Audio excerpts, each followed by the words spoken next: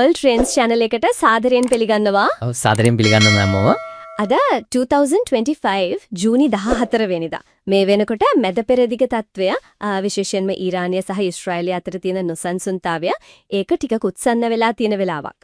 ඇත්ත. ඉතින් අපි හිතුවා අද මේ රටවල් දෙකේ හමුදාමය ශක්තියින් එයාලගේ උපාය මාර්ග මේව ගැන ටිකක් ගැඹුරින් කතා කරන්න. ඒක හොඳ අදහසක්. මොකද මේක හරිම සංකීර්ණ මාතෘකාවක්. අපි මේකට පදනම් කරගන්නේ SP Global වාර්තාව වගේම Consortium News එකේ පැලොණු ලිපියක් වගේ මූලාශ්‍ර කිහිපයක්. ඔව්.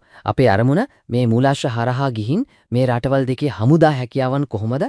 එයාලට තියෙන අභියෝග මොනවද? හරි.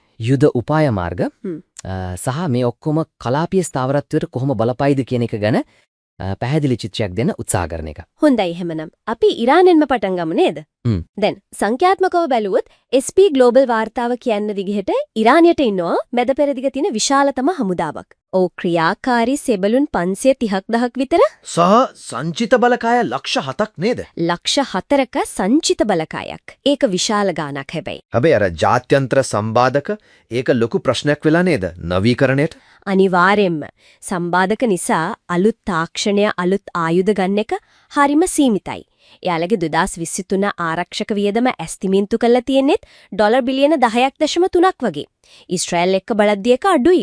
ඉතින් ඒ නිසා වෙන්නේ නැති එයාලගේ මූලෝපාය. ඒ කියන්නේ ස්ට්‍රැටජි එක වෙනස් වෙලා තියෙන්නේ. ඔව්. එයාලා වැඩිපුර යන්නේ බිය ගැන්වීම. ඩිටරන්ස් කියන්නේ. ඒ වගේම අසමමිතික යුද උපක්‍රම වලට. අසමමිතික කිව්වේ. ඒ කියන්නේ සාම්ප්‍රදායිකව හමුදාවන් දෙක කෙලින්ම ගැටෙනවට වඩා වෙනත් ක්‍රම පාවිච්චි කරන එක. දැන් බලන්න ඇමරිකාව ඊශ්‍රායල වටේ රටවල් තාක්ෂණයෙන් ගොඩක් ඉහළයිනේ. ඔව්. ඉතින් ඉරානයේ ඒ දුර්වලතාවය දන්නවා. ඒ නිසා එයාලා යොදාගන්නේ අර ප්‍රතිරෝධයේ අක්ෂය Axis of Resistance කියලා කියන කලාපීය කණ්ඩායම. Hezbollah, Hamas. ඒ හරහා තමයි එයාලා කලාපයේ බලය පතුරවන්නේ. වක්‍ර බලපෑමක් කරන්නේ. මේකේදී අර ඉස්ලාමීය විප්ලවයේ ආරක්ෂක බලකාය IRGC එක. ඒ වගේම කුඩ්ස් ෆෝස් එක. එයාලගේ කාර්යභාරය කොහොමද? ඒක හරිම වැදගත්.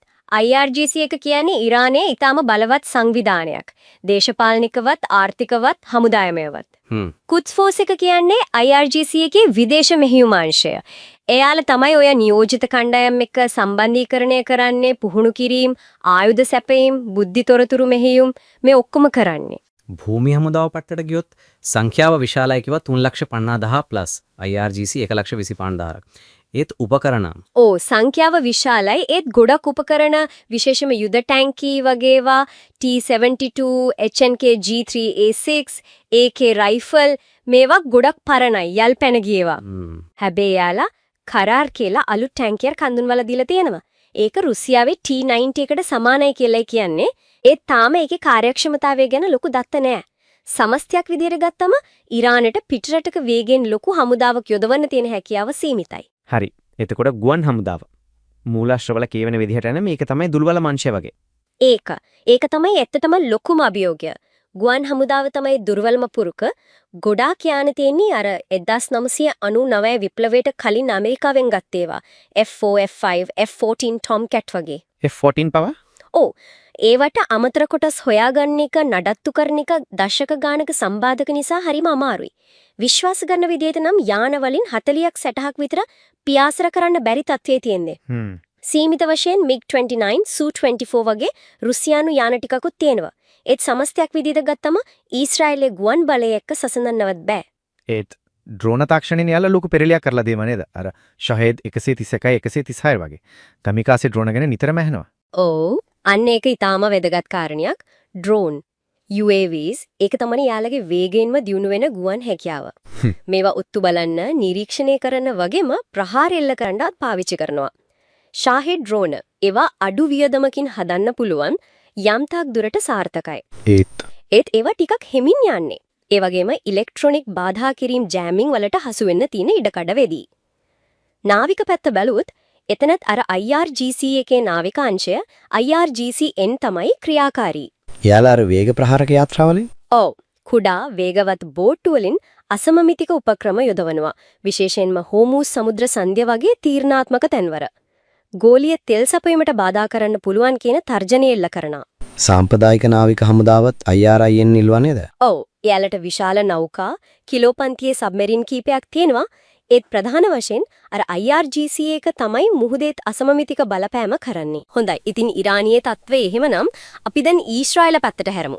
මේ මූලාශ්‍ර වලට අනුව ඊශ්‍රායලයේ හමුදා හැකියාවන් පින්තූරයේ ගොඩක් වෙනස් නේද? සම්පූර්ණයෙන්ම වෙනස්. ඊශ්‍රායලය කියන්නේ ලෝකයේ තියෙන තාක්ෂණිකව දියුණු හමුදාවක්. ආරක්ෂක වියදමත් සැලකිය යුතු ගාණක්. 2023 දී ඩොලර් බිලියන 23.6ක්. ඔව් ඒකත් 2025 අප්‍රේල් වෙනකොට ඩොලර් බිලියන 24.43ක් දක්වා වැඩි වෙලා තියෙනවා කියලායි කියන්නේ.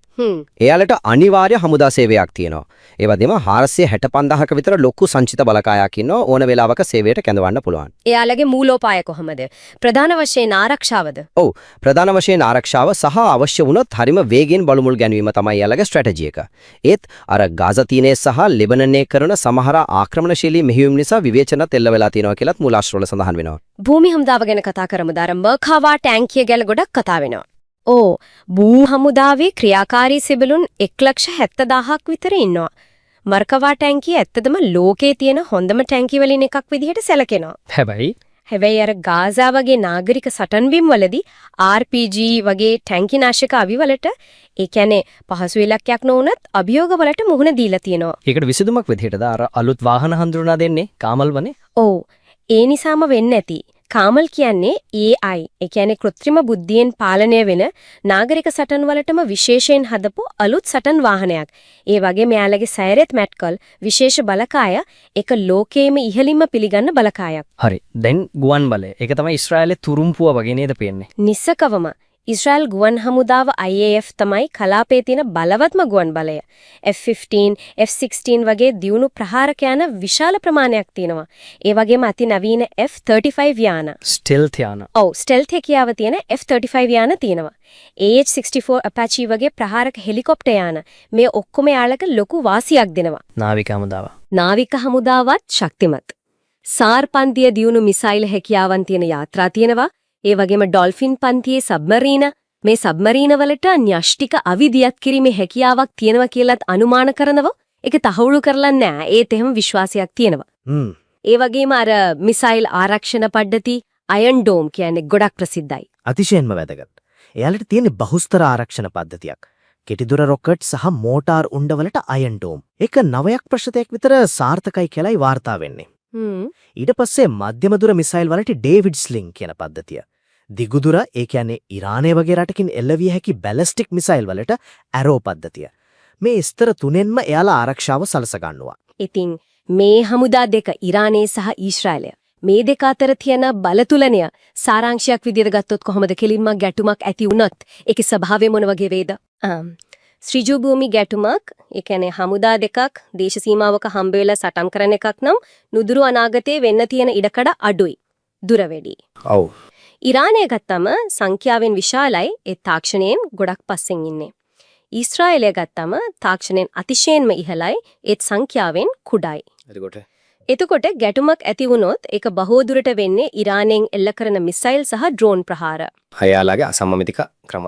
ඕ ඒ ප්‍රහාරවලට එරෙහිව ඊශ්‍රායලයේ අර අති නවීන ගුවන් ආරක්ෂණ පද්ධති අයන් ඩෝම් ඇරෝ ඩෙවිඩ් ස්ලිං සහ එයාලගේ බලවත් ගුවන් හමුදාව ක්‍රියාත්මක වෙන විදිහේ සටන තමයි වෙන්නේ ඉඩ තියෙන්නේ. ඉරානය අසමමිතික උපක්‍රම සහ අර නියෝජිත කණ්ඩායම් මත විශ්වාසය තබනවා. ඊශ්‍රායලයේ එයාලගේ තාක්ෂණික උසස් බව විශේෂයෙන්ම ගුවන් ශක්ති මත විශ්වාසය තබනවා. හරි මේ හමුදා මේ කාරණාවලට අමතරව පොඩි දේශපාලන කාරණයක්ත් තියෙනවා. කන්සෝටියම් නිවුස් ලිපියේ අර ඇප්‍රල් මාසේ ආයේ පටන් ගත්තා කියන ඇමරිකානු ඉරාන න්‍යෂ්ටික සාකච්ඡා ඒකට ඊශ්‍රායලයේ බලපෑම එහෙම නැත්නම් යාළගේ කනස්සෙල්ල ගැනත් මොනවරි කියවෙනවද? ඔව් ඒ මූලාශ්‍රය ගැන සඳහන් වෙනවා මේ න්‍යෂ්ටික සාකච්ඡා කොහොමද කලාපීය බලතුලනයට බලපාන එක ඊශ්‍රායලයේ ආරක්ෂක ගණනය කිරීම වලට එයාලගේ සැලසුම් වලට කොහොම බලපානවද කියන එක ගැන ලිපිය කතා කරනවා. ඒ වගේම ඒ ලිපිය ඇමරිකානු දේශපාලනය තුල ඊශ්‍රායලයට තියෙනවා කියන බලපෑම ගැනත් සමහර විශ්ලේෂකයෝ කියන කතාවක්. ඒ කියන්නේ ජෝර්ජ් වොෂින්ටන් අර විදේශ සම්බන්ධතාවවලදී එක රටකට විතරක් විශේෂයෙන් ලැබි වෙන්න එපා කියලා දීපු උපදේශක්. ඒක වර්තමාන ඇමරිකානු ඊශ්‍රායල සම්බන්ධතාවය නිසා උල්ලංඝනය වෙනවා කියන මතය ගැනත් ඒ ලිපිය වාර්තා කරනවා. ඇත්තටම අපි මේ කියන්නේ ඒ මූලාශ්‍රයේ තියෙන අදහස්. අපි ඒවට එකඟ වෙනවා හෝ විරුද්ධ වෙනවා කියන එක නෙමෙයි. ඒ මූලාශ්‍රයේ අන්තර්ගතය තමයි අපි මේ ඉදිරිපත් කරන්නේ අපක්ෂපාතීව. ඒක පැහැදිලි. ඉතින් මේ කලාපීය අස්ථාවරතේ දිහා බලද්දී අපිට අමතක කරන්න බැරි දෙයක් තමයි ඊශ්‍රායලයේ සේවය කරන දහස් ගණක් ඉන්නවා ශ්‍රී ලාංකිකයෝ. ඔව් ඒක ඇත්ත. මේ தත්ත්වය උත්සන්න වුණොත් ඒ අයටත් බලපෑමක් වෙන්න පුළුවන් නේද? අනිවාර්යෙන්ම. සිජුවම නැතත් වක්‍රාකාරව හරි බලපෑමක් එල්ල වෙන්න පුළුවන්. රැකියාවලට, ආරක්ෂාවට. ඒ නිසා මේ කලාපයේ වෙන දේවල් ගැන අපි දැනුවත් වෙලා ඉන්න එක ගොඩක් වැදගත්. හරි. එහෙනම් අපි මේ කතා කරපු දේවල් සාරාංශයක් කරොත් ඔව්. සාරාංශයක් විදිහට ගත්තොත් අපි දකින්නේ ඉරානය කියන්නේ විශාල හමුදාවක් තියාගෙන සම්බාධක මැද්දේ අසමමිතික උපක්‍රම ඩ්‍රෝන්, මිසයිල්, නියෝජිත කණ්ඩායම් මේවයින් තමන්ගේ බලය පවත්වා ගන්න හදන රටක්. අනිත් පැත්තෙන් ඊශ්‍රායලය ඊශ්‍රායලය කියන්නේ තාක්ෂණිකව අතිශයින්ම දියුණු. ප්‍රධාන වශයෙන් ආරක්ෂාව සහ ගුවන් බලය මත රඳා පවතින හමුදාවක්. ඉතින් සිජු ගැටුමකට වඩා අර වක්‍ර ගැටුම්, මිසයිල් සහ ඩ්‍රෝන් වලින් එල්ලවෙන තර්ජන, ඒවට දෙන ප්‍රතිචාර මේවා තමයි ඉදිරියට අපි දකින්න ඉඩ තියෙන්නේ. ඊළඟ අදට සමුගන්නෙමි. හැමදාම අලුත් දේවල් දැනගන්න දැන්ම subscribe කරන්න channel එකට.